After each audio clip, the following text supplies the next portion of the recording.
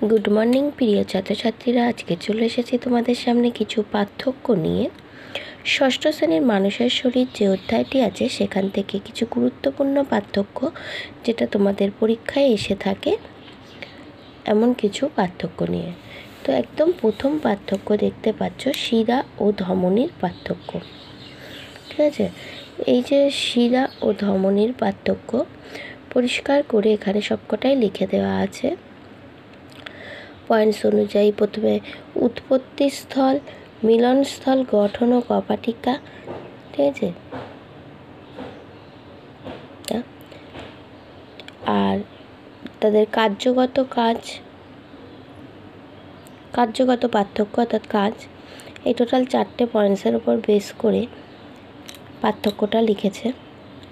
এরপরে চলে আসি ফুসফুসীয় শিরা ও ফুসফুসীয় ধমনীর পার্থক্য।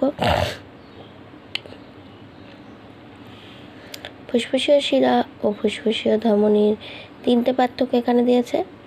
তারপরে ফুসফুসীয় ধমনী ও মহাধমনীর মধ্যে পার্থক্যগুলি দিয়েছে। ঠিক তারপরেই দেখো লোহিত রক্তকণিকা ও শ্বেত রক্তকণিকার পার্থক্য, এবং সবশেষে এই পেজের হৃৎপিণ্ড ও ফুসফুসের পার্থক্য লেখো।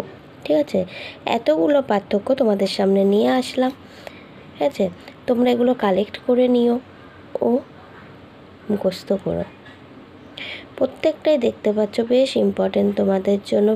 কোনো না কোনো স্কুলে পরীক্ষাতে এটা পড়েছে, তারই মডেল একটা সেট।